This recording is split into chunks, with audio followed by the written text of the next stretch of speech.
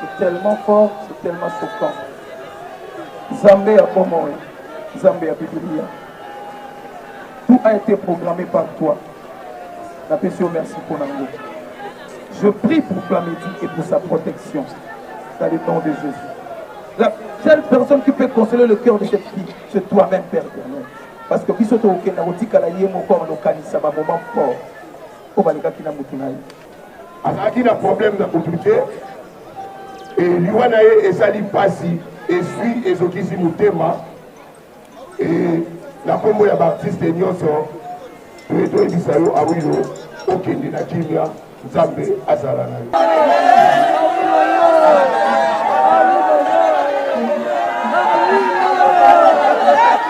Nous remercions aussi la famille artistique pour les gestes. Nous tenons aussi à remercier l'artiste qui ne nous a pas abandonnés. Notre artiste héritier Watanabe, qui nous a assistés.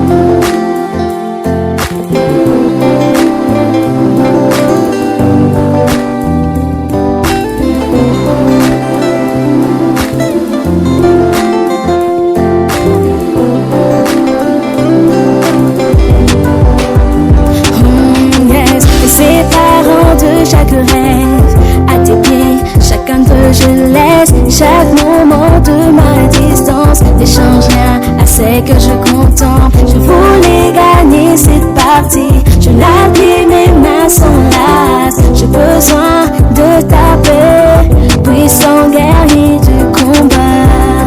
Peu importe ce que j'affronte, tu es près de moi. Peu importe ce que j'affronte, tu es près de moi.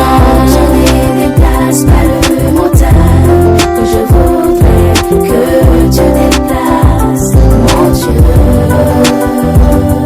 Quand tu ne sais pas les raisons que je me résigne à verser, mon Dieu. Quand tu m'expliques pas lorsque j'écris à toi, j'aurais froid, j'aurais froid.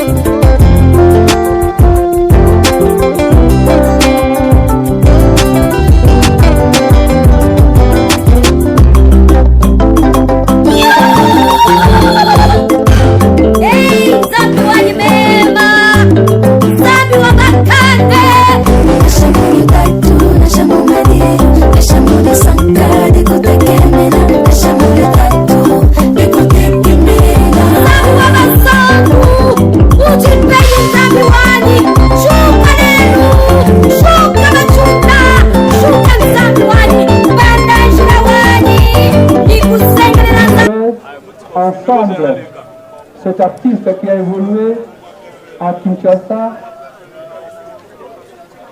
dont ses obsèques est pour aujourd'hui. Avant de commencer, dans quelques minutes, nous allons faire la sortie de la documentaire, mais nous allons d'abord inviter les personnes qui ont le gerbe de fleurs de venir se faire enregistrer auprès de Dada. Dada est là, à ma droite. Dada International. Dada est là, passez voir Dada. Dada, vous pouvez venir. Venez d'abord ici comme vous voyez. Tolobi Boye. Bande Konyonso, Balengeli, Bazerbe de fleurs na bango. Baya awa, Kokomisa, Kombo, Okwea, Ndekonabiso, Dada. Moto Nyonso, Alengeli, gerbe de fleurs.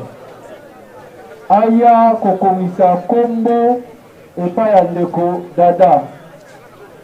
Merci. Donc dans quelques minutes, ça la sortie encore. Dada, alors que nous fanda, qui est vraiment le scopani pour Aya, Kokomisa, Kombo.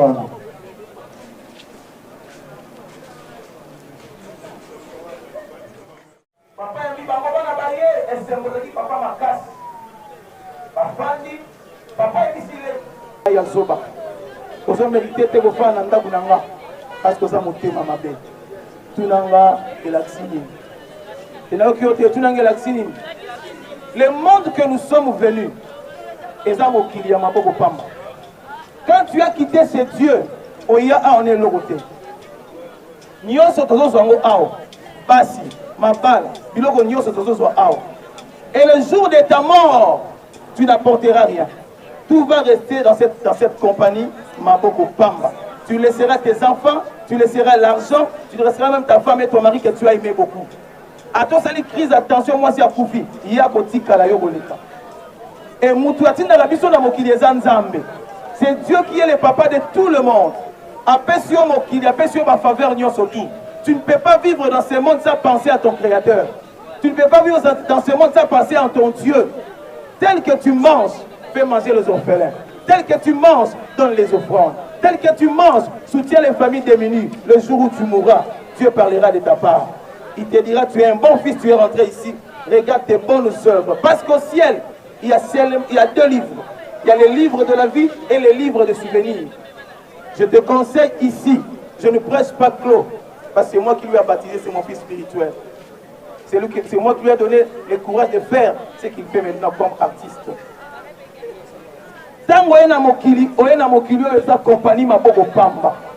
Et ce que moi je regrette,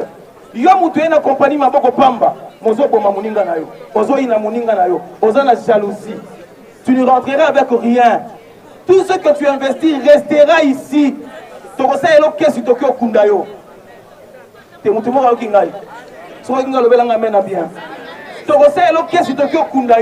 pourquoi tu es méchant? Pourquoi tu tues les gens? Pourquoi tu as la fétiche? Pourquoi tu as battu? Pourquoi tu as maladie? Et pourtant tu es mon curieux dans la compagnie. Personne n'est rentré avec sa richesse. Je te conseille aujourd'hui.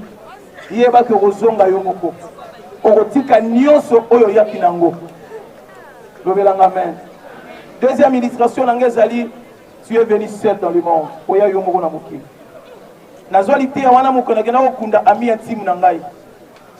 J'avais un seul ami intime. Je cimetière. Je suis unique.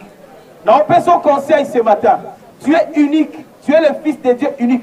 Unique et pas Nzambi. Si tu ne travailles pas sur toi-même, si tu n'arranges pas ta vie toi-même, tu arranges la vie azate. C'est toi-même qui parlera de ta cause. C'est toi-même qui parlera de ta cause. Que je suis venu seul dans le monde. Je retraite. Na koti retraite. On a bimi. Na la soya moi aussi. Babenga l'hôpital Kasali crise. To comme l'hôpital à Koufi. Na tienne na makolo na ngai. Tant que comme l'hôpital général. Na koti na manque. Biso to zomi. Tu vois, il est venu seul et puis il est resté là-bas seul. Tant que tu as dit que comme d'habitude. Ma aussi là en même au leli ndengeni to zongi nanda to seki moi mikolo wana jour a aucun lobby mise bembe to suis corbillard to comme na manque to c'est lié cercueil ya yemoko ils étaient pas deux dans le cercueil il était seul attends vous êtes pas accompagné à quatre corbillard to kota D3 je vous dis a otika la yemoko to zongi nanda to leli makasi et na butu na ba 2 heures wa période na ba tozola na matanga ba tu nyonso na matanga balalaki et corps etika la yangomo Dieu m'a réveillé regarde il est béni seul dans le monde aussi ici mon enterrement tant corbillard les ont la poya to comme sulika mutonga corbillard a oumeli votre frère c'est votre frère corbillard est un retard to combine à cimetière to kotikor na tikali on a 17 heures ami me réussir à bateau zonga atikala c'est déjà fini dans la vie où nous sommes tu es venu seul dans le monde si tu n'arranges pas ta vie ce qu'on mi bongi cité au bout d'un an jour. La seule personne qui te suivra dans la tombe, c'est Dieu. Les bons amis, mon ninga malamu yayo et aka nzambe. Yango na pesi conseil autant la bien. Je vais parler aux artistes maintenant. Les artistes bana oya bilenge bazokota na art, c'est parce que ba vie ki bino ba mikolo boza liboso. Un seul conseil, bozo charge na bango ko ba parents na bango. Non, si c'était un artiste, il est jeune, prenez le temps de le conseiller. Parce que Balanda Bino, d'accord, ça coupe à Mani. Il joue bien, il est intelligent. C'est payé. Depuis que tu l'as Bino. La Lukanza, on a bien Sabino Nyon, Soto, mais la Tolia n'a pas pour la vie. Mon père, ça va un conseil. Non, ce sont des jeunes, ils ont besoin de votre conseil. Pour conseiller Bango, Linda, ça va pas pour la vie. On conseille à Bango, Bakola bien. Parce que Oyoza, Tokyo Kolanda Moutou, la personne qui va Rolanda, il vit jusqu'aujourd'hui, il mange chez lui. Il mange chez lui. Mais notre fils est parti. Des fois, il faut leur conseiller. La personne qui va Toliwana Mouké, oui, Batolier, Bélé, Bapé, Sarabino, mais la personne qui va Bango, la qui peut pas la Bobotina. Ah, Bana pour ça va conseiller Nabino. C'est un peu ça mon exhortation. Sauf c'est pas de la mauvaise misère, ma commentaire. Je vais prier pour la fille que la chérie, sa femme, Abala qui est dans nous, Matikali Nazemi. Tu ressembles la peau pour te protéger. On va aller à l'Ikoumou. Tu bengi moi na moi sikoyo azaki na Klo apusana awa. Voilà, tu sais qu'il y a de la presse, vous allez ajouter. Et là, mon mari ne bolinga. Mais vous permettez que votre mona, tous à la boy. Et on a dit sur la midi après quoi il Koboya. S'il vous plaît, bande de presse, tous à la puissance boy. D'accord, la midi.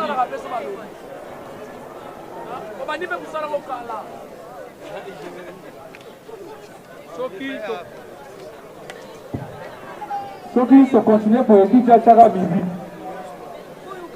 DJ, musique s'il vous plaît. Parce que vous avez un quartier. Juste la protéger dans la prière. Elle a notre bénédiction là. C'est tellement fort, c'est tellement choquant. Zambé a Pomoé, Zambé a Bibilia. Tout a été programmé par toi. La personne, merci pour l'amour. Je prie pour Flamédi et pour sa protection. Dans le nom de Jésus. La seule personne qui peut consoler le cœur de cette fille, c'est toi-même, Père éternel. Parce que si tu as un moment fort, il n'y a aucun lien parce qu'il n'y avait pas le mariage. Je prie au nom de Jésus. Naïe, n'allez pas mourir dans l'amour. Papa te l'amour.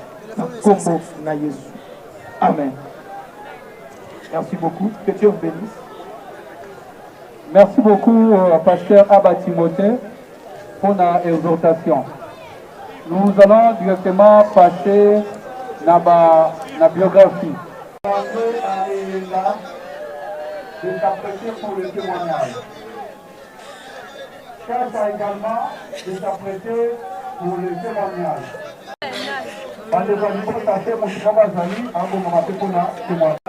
Vous devez faire son témoignage. Et l'arrêt-président du groupe Joningo. Oui. Yaoloba ebele exaté bino nyonso boyebi pasi oyo toza nango awilo aza moko oyo abandaki koya epai na biso na dynastie awilo totika kozwa problème na ye te awilo atozoloba na ye atozosala remarque asekaka kaka mais awilo ata baloba no likambo boye ye aseka abinga eza ndenge nanga naseka kaka donc azalaki na problème na bokute azalaki na problème na bokute liwa na ye esali mpasi esui ezokisi motema na nkombo ya baartiste nyonso toyebisa yo awilo okende na kimia nzambe azala na yo. Merci beaucoup.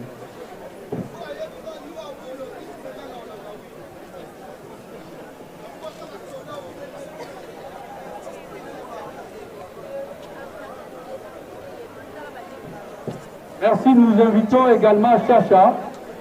Chacha Azali Moko ya Baninga, Yawilo, Aya Pepo na témoignage. Chacha Azali a parmi Bisso. Voilà un les pour na témoignage. Azawa Pichacha.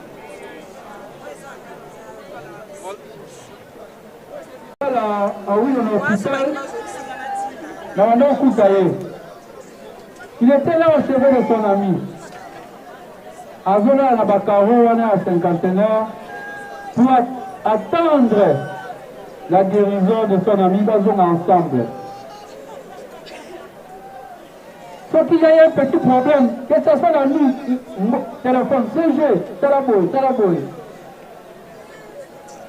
Il a témoigné vrai amour. Nous avons fait la démarche belle. Il m'a accompagné. Il nous a accompagnés. Il y a un moment qui vous a pas si bon ailleurs. Mais je vois courage de témoigner pour ton ami.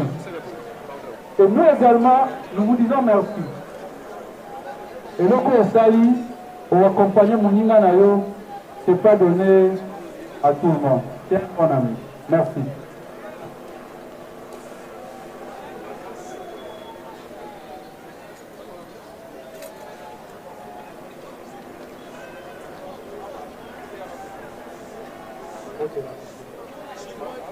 Mbote la vision. En fait, je n'ai pas vraiment trop à dire, mais il va faire parce qu'on rend hommage. Lui, il n'était pas comme un ami, il était plus que un frère. Donc, ça qui suit la vision, par camarade, il a une notion, parmi une notion, par connaissance, il a une notion. Pendant qu'il y a ça, accident, on était là toujours pour lui. Dans la prière, dans la finance. Mais les gars, nous avons des mots dans la mokonzi ya pema. Oyo biso ba te mokili. To kanisa ki ezaki ya moté. Donc, grâce à le kumu, les gens ont pas eu un polo. Ce que moi je peux te dire aujourd'hui, à Wilo, tu resteras toujours dans nos cœurs. Tu resteras toujours un bon et meilleur ami pour moi et surtout pour nous. Donc on l'aime.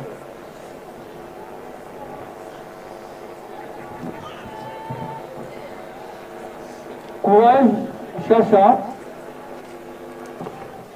La bangonga mingi, soki na kei, soki na bengi, na to benga Chacha te. Parfois, et bazoko kimanga, na bengi Awilo. Souvent, batu banoza na biso banoyo kama peuple balarme. Nous allons passer la témoignage à l'école de l'église Liloba, l'un des représentants. Voilà. L'école. Tout le monde a ouawa, tout le monde tout ce qu'on a, tout le monde a battu de l'autre. Merci beaucoup. Numéro 1 à Bisso. Jeune Awilo n'a été pas là vraiment. c'est un jeune qui a tout respect envers tout le monde. Il a un problème là bas premièrement. Voilà, il va jeune, mais surtout au PSAE, conseil à quoi arracher. Et puis à tout la musique, à soi à mon à PSAE. Parce que vraiment, il faut que ça là, il n'a pas vraiment dans mon thème.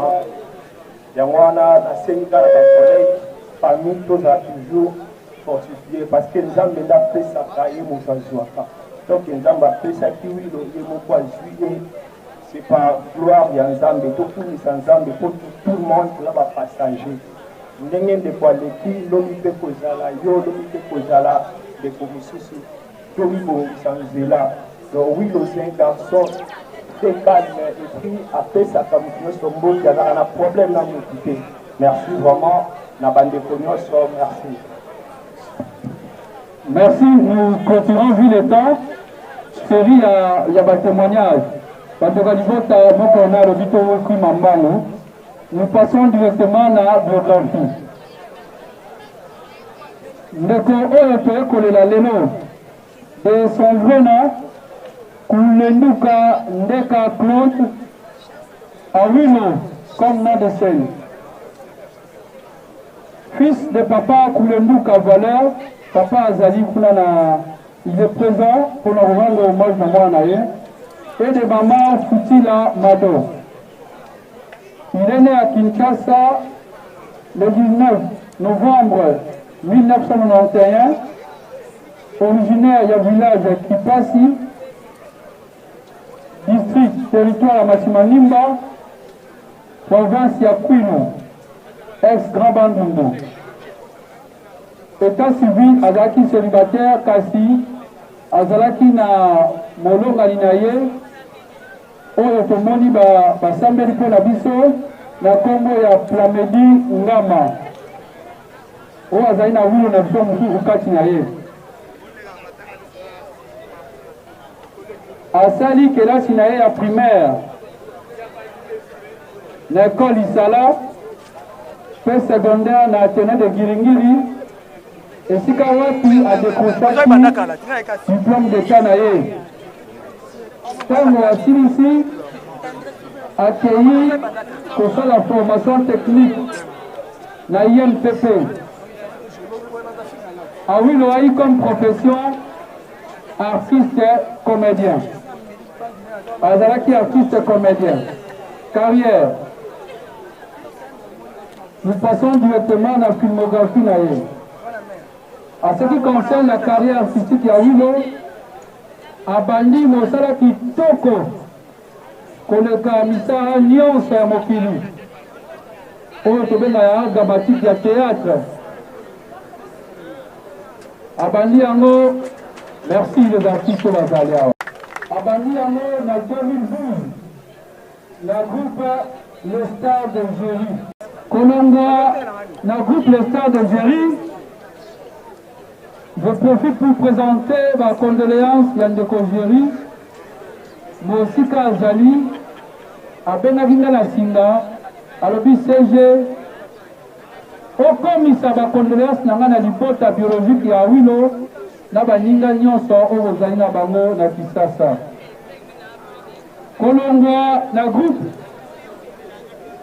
Les Stars d'Algérie, à Salaki groupe na Yemoko. Na kombo ya groupe Joseph Deschamps. C'est ce que Balena Baninga n'a toujours avec son complice Chacha. Bazaki Zalaki. Kolongwa na groupe na Emoko Akendaki Kosanga na Kokota na groupe Synergie de Mirma. Camarade Nangai. Oazalaki Boko ya Bachef. Kolongwa na groupe Synergie oyo wapi présidente na ye mpe ya kala a présenté ma condoléance et azalaki ofuko moulin na kati ya organisation. Kolongwa na groupe ya Synergie akendaki kokota na groupe Ouverture ya président Mayonnaise oyo wapi azoprésente mpe bacondoléance na famille biologique mpe na baartiste nyonso au Baïko rendre hommage dans mon corps d'acteur naïe. Il faisait partie de l'organisation et le moyen de co Serge, pasteur patron. Durant sa vie artistique, la cadre de la filmographie a sali par œuvre artistique et belle. Le col a sauté, on a groupe le stade de Géry, a sali chambre noire, a sali tableau noir, bisextile, substitution, fait par pièce bongo na bongo. Na groupe mayo, ya mayonnaise, a sali par pièce lokola, et une kaka, génération mayoka, na bagage ebele. Fait ndenge, lolenge wana, a sali fait par pièce ebele, na groupe synergie, ya Mirma. Wana makambo etali ba œuvre oyo ndeko na biso moninga na biso awilo asali na mokili. Comme d'habitude tokomi na moment moko spécial ya biso baartiste oyo tozo honore sikoyo ndeko na biso par rapport ya misala bakasi asali na art na bapiese oyo nyonso natangeli bino na yango tozosenga. Nous demandons à tous les artistes comédiens ici qu'Ozali au téléma d'abord. Nous demandons aux artistes comédiens non de qu'Ozali téléma que l'unique rendre hommage.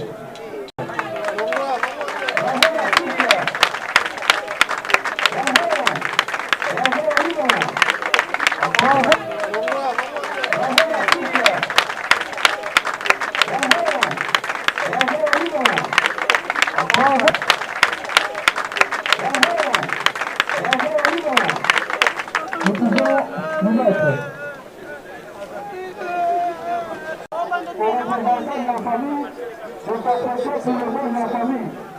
C'est choc jusqu'aujourd'hui. Nous venons de perdre un enfant qui était vraiment, je ne sais pas comment dire, pour nous. Je sais que c'est Dieu qui donne et c'est lui-même qui retire. Dieu n'a pas de conseiller. Mais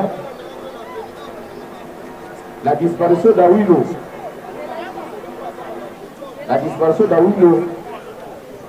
c'est un grand problème pour nous, pour la famille. On a perdu un enfant qu'on portait sur lui.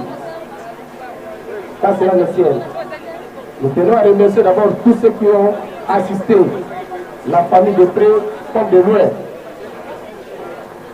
Nous remercions aussi la famille artistique pour les gestes. Nous tenons aussi à remercier l'artiste qui ne nous a pas abandonnés. Notre artiste héritier Watanabe, il nous a assistés. On doit quand même le remercier. Nous remercions aussi tous ceux qui ne sont pas de la famille artistique, mais qui ont compati avec la famille. Après la mort d'Awilo, la famille ne pointe personne du doigt sur la mort d'Awilo. Nous sommes des chrétiens. C'est Dieu qui connaît ce qui se passe sur cette terre. Nous laissons ça entre les mains de Dieu. Je vous remercie.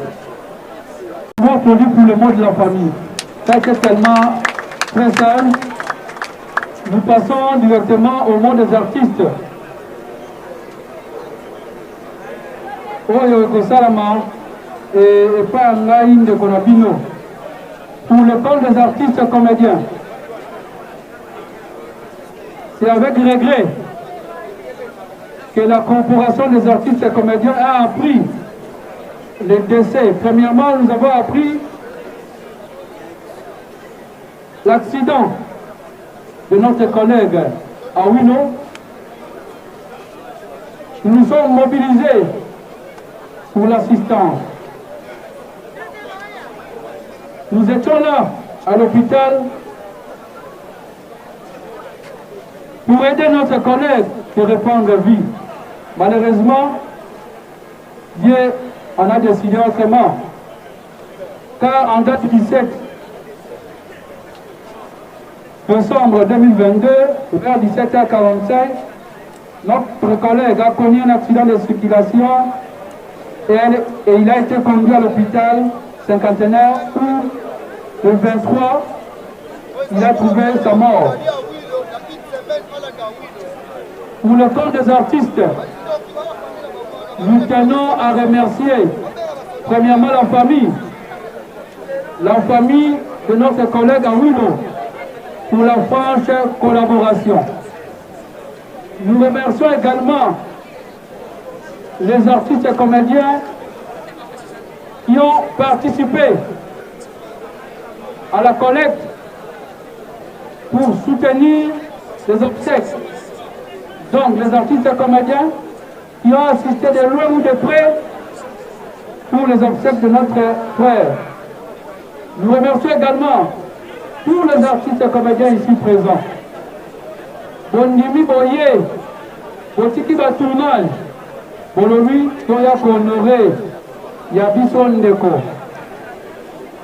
Tosengi Nabiso Nyonso. Merci. Faites remercier l'artiste Wana Nyonso. Pour remercier également, j'espère que la famille l'a fait, puisque également Tonito Bakissa, l'artiste et musicien héritier Watanabe, pour sa contribution, d'où il a accepté de payer les frais de hospitalisation. Qui montent vraiment exorbitant. Frais à ce jour, durant Mikolo, nous sommes de Gafay na mort. Pour la geste, il y a humanisme. On a la ici, il y a cause en charge. Frais à hospitalisation, là en morgue. Je sais qu'il y a eu merci. Biso, famille artistique, la famille biologique, pour être au Karamabo côté, pour la salle à obsèque, digne devant les artistes comédiens. Et puis, tu vois qu'il faut t'amener le lobby. Parce qu'ils étaient songolo pakala. Nous voyons Zakaranzambe, de quoi que Ndaki, en tout cas, il y a l'Ikama, Baton Yeson Agara na Nzambe. Ils sont tous les Nalibota, Kimezala. Moi, si Nabiso, Atika, il y a Maboko, il y a Libota. Tolenge la Plamedi, hein? Tolenge la Plamedi. Azala à l'aise, Azala na kimia. Pea kitakitoko malamu. Soki pe ozamo na mobali, ndoi ya papa te, hein? Soki abibi mapasa. Eza pe mapete mo pesi ndoi ya seze, ozaka reconnaissant. Soki ngate ata papa Serge, hein? Voilà. Voilà, nous passons directement la dépôt de gerbes de fleurs. Tosengi na bande kwa presse. Boyebi, mieux vaut mettre dans la presse.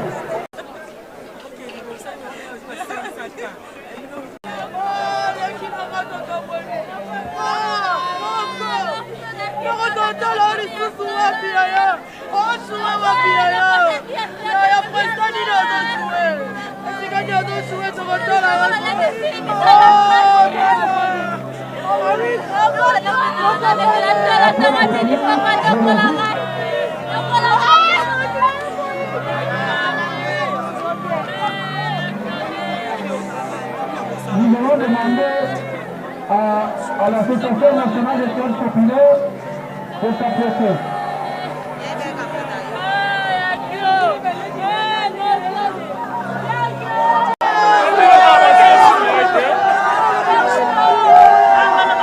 Tous les adhérents, on va le semer.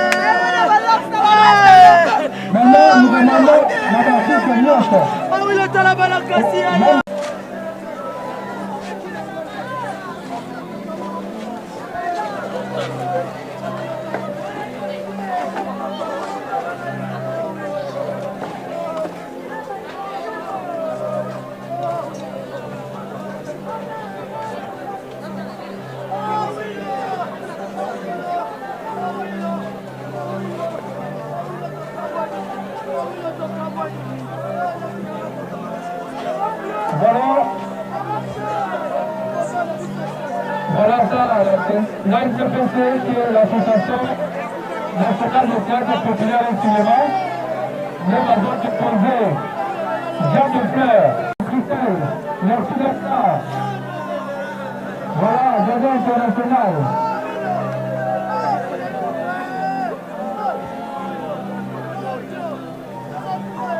Voilà, là ce sont les artistes comédiens. Merci d'être là. Nadège Moyo, Maman Thérèse, merci. Merci d'être là. À toi. Merci à toi. De venir rendre hommage à ton frère. Voilà, là ce sont les artistes comédiens qui sont en train de défiler pour rendre hommage à leurs collègues. Merci, Cédric. Tantine La Costa, voilà, merci d'être là. Tantine Linda, Ndambe, Ange Marissa.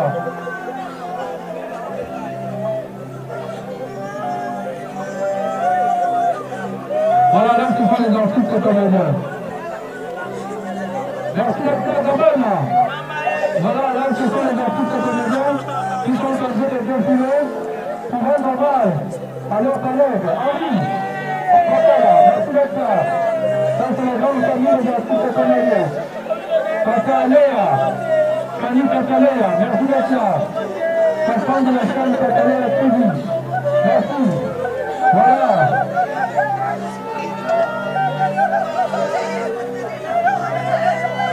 Voilà, ça, c'est la grande famille.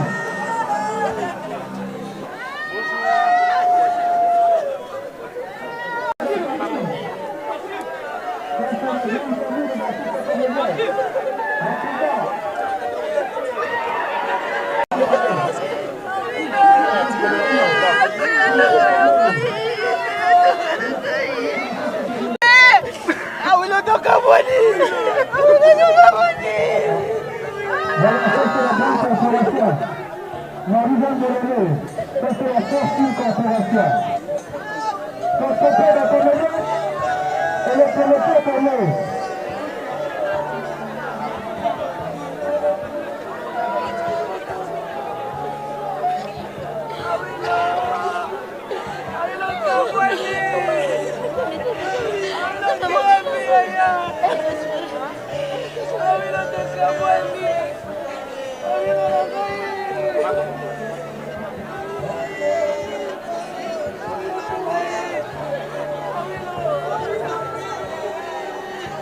Voilà, merci ce soir d'être là, Pasteur Koda. Pasteur Koda, merci. Et alors, si vous pouvez aller à nous, merci d'être là, la partie Zanus, le groupe qui m'a été représenté. Merci.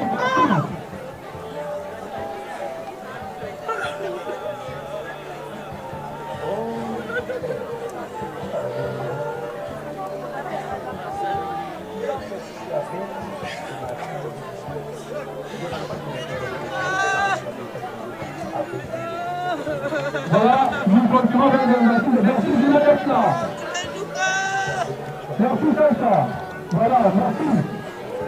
Merci. Le groupe, le temps de venir représenté. Voilà. Ouverture également. Les artistes comédiens rapidement. Merci Papa Lupumba. Voilà. Merci vous d'être là. Ça c'est la grande famille des artistes comédiens. Abel, merci d'être là, Abel. Bon, pour continuer, alors, Lucas, merci d'être là. Rapidement.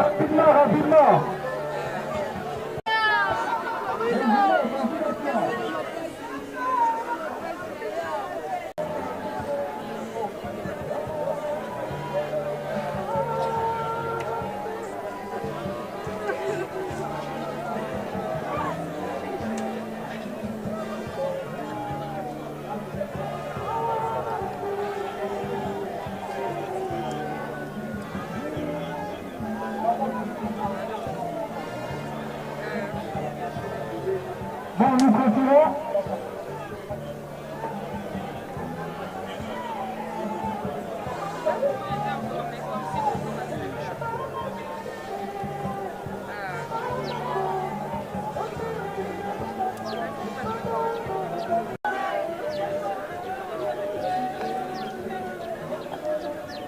Les artistes, rapidement, s'il vous plaît. 12h30, pas de l'endroit. Merci d'être là, grâce, nous allons.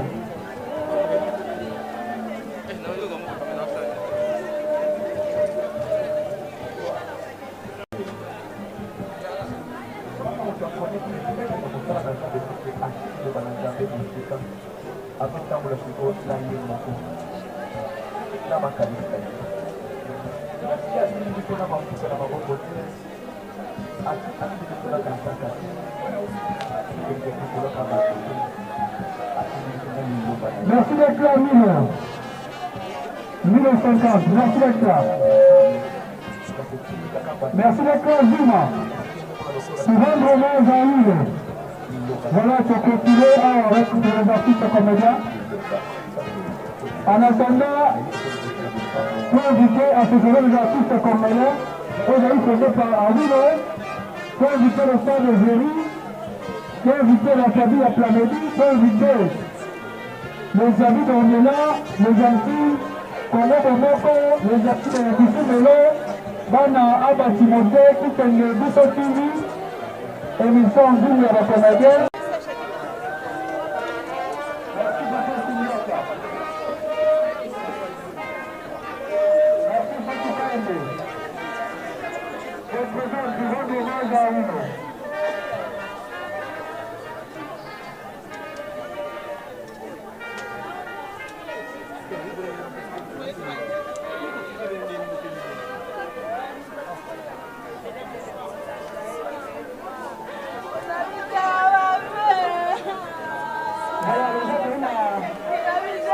Sont prêts. C'est bon? Ok, d'accord, rapidement. Je vous permets. L'association des artistes congolais est représentée par Aouno. Pour représenter la mystère. Là, c'est bon. Nous invitons la famille de Plamedy Ngana. Plamedy Ngana, Moïna Niaouno, nous pouvons en aller.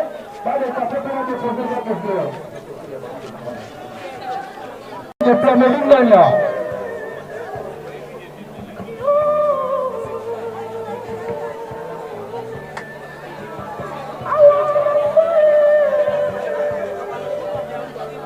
Rapidement, s'il vous plaît. Rapidement. Juste à 10 personnes, juste à 10 personnes.